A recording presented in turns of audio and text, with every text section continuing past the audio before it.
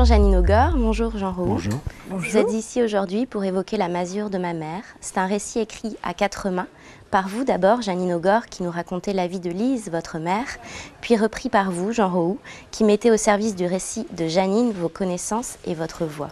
Janine Augor, pourriez-vous nous confier en quoi écrire ce livre était important pour vous? Y a-t-il derrière ce projet une envie, voire un besoin de transmission? Oui, certainement, il y a un besoin de transmission parce que mes petits-enfants ne pouvaient pas imaginer qu'on pouvait vivre sans salle de bain, sans télévision et tous les gadgets qui vont avec. Et il y a aussi une promesse faite à ma mère. Ma mère me demandait à chaque fois que je revenais avec un bulletin correct, elle me disait « Toi, tu es capable d'aller parler au notaire et puis de remettre des choses à leur place. » Puisque mon grand-père avait été déshérité. Donc ce besoin-là et cette promesse que j'ai faite à ma mère, ça m'a toujours poursuivie. Jean Roux, qu'avez-vous ressenti à la lecture de ce manuscrit lorsque Janine Augor vous l'a présenté? J'ai ressenti que c'était quelque chose de très important pour elle, qui l'impliquait fortement, et puis aussi que ça avait de la force, de la violence même. Alors justement, quel a été votre travail sur ce texte? Alors, d'une part, on peut toujours compter sur moi pour vérifier des choses, et puis pour ajouter des précisions. Mais d'autre part aussi, j'ai réécrit une partie du texte, toujours avec l'accord de Janine, et en respectant le plus possible, non seulement les faits, mais diverses formules qu'elle employait, qui étaient des formules que moi je n'aurais pas trouvé peut-être et qui avaient une originalité. C'est l'histoire de Lise que vous nous racontez. En 1918, dans le Baléon, son départ de sa famille trop pauvre pour s'occuper d'elle, vers une ferme de personnes plus riches où elle deviendra gardienne de vaches. Ces souvenirs, vous les puisez où? Alors ces souvenirs, bien sûr, ma mère ne me les a pas racontés directement.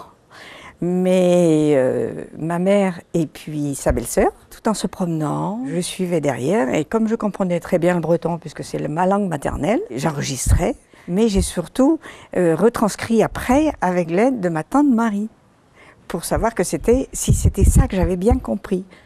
Alors la petite Lise n'est pas naïve et sans y avoir l'air, à travers son histoire, elle pointe du doigt les inégalités puissantes de cette époque, entre les pauvres et les riches, entre les hommes et les femmes. Vous et votre mère, aviez-vous conscience de ces injustices? Ah oui, très très fortement. Elle avait conscience parce que, peut-être doublement, parce que son père, mon grand-père, avait été déshérité.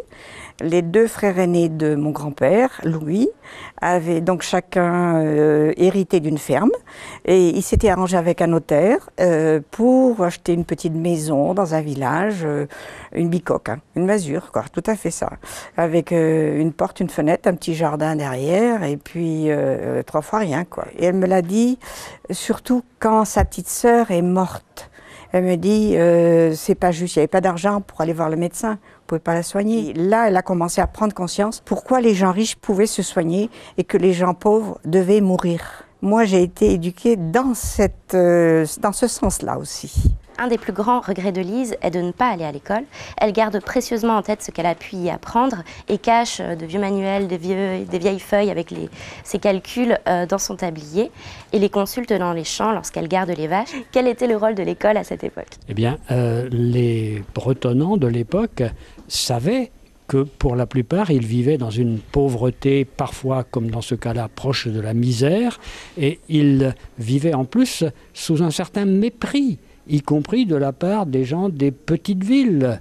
Et du coup, pour eux, la connaissance du français, la réussite scolaire, c'était le moyen de se sortir de cela. Il y a un exemple qui est encore plus net que celui de Lise, c'est celui de Déguinet dans les mémoires d'un paysan bas-breton qui, lui, n'était jamais allé à l'école et a appris le français parce qu'il était lui aussi employé dans une ferme, mais une grande ferme où venaient des étudiants, et ces étudiants-là laissaient traîner des bouts de papier où c'était écrit en français. Il a réussi à apprendre le français comme ça. Quand on a une très forte motivation, on y arrive. Et Lise avait cette forte motivation parce que, comme Janine vient de le dire, elle avait vraiment conscience de l'injustice de sa situation. L'épisode de la charrette volante est cocasse et montre les premiers pas de l'aviation. L'évocation du train est aussi un épisode important. Quel regard portaient les gens sur cette évolution du monde? D'une part, ils avaient bien conscience que c'était un progrès dont ils allaient bénéficier.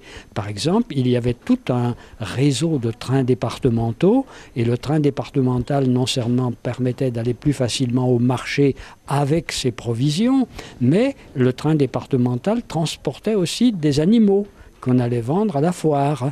Et puis, évidemment, l'avion, ça, c'est comme dans le récit de Janine, c'est-à-dire que ça les effrayait plus qu'autre chose. Mais le progrès, jusque dans les années 60, ah oui, ils étaient tout à fait pour, ils avaient conscience que c'était libérateur. Ce récit se passe donc en 1918. Pensez-vous l'un et l'autre que savoir d'où l'on vient permet de mieux savoir où l'on va ou même ce que l'on est? Oui, je sais une chose, c'est que la mémoire du passé, ce sera le présent de quelqu'un toujours. Donc il faut absolument que des petites choses comme la masure de ma mère, qui est une petite histoire, s'imbrique un peu dans ce qu'était 1918 et 1919. Personnellement, je crois deux choses pour ce qui est de la question. D'une part, que nous avons une solidarité affective avec nos parents, nos grands-parents, c'est quelque chose qui nous constitue. Et d'autre part, je crois qu'un danger dans toute époque présente est de croire que ce qui est vrai aujourd'hui, la façon dont on se comporte aujourd'hui, ce qui paraît évident aujourd'hui, l'a été et le sera éternellement. Non. Non, demain ne ressemblera pas à aujourd'hui, même si on ne sait pas ce que sera, et la connaissance d'une autre époque permet de prendre ses distances, donc de s'émanciper un peu par rapport à ces conditionnements actuels. Et enfin, juste un mot peut-être sur le livre en lui-même. David Crane l'illustre et parsème donc le récit de nombreuses illustrations. Qu'apporte-t-elle selon vous à ce livre? Moi j'ai beaucoup aimé. Stylisé, les cailloux, les vaches, l'arbre, on la voit assise, la petite Lise, là au pied de l'arbre. J'ai mis mon marque-page là d'ailleurs.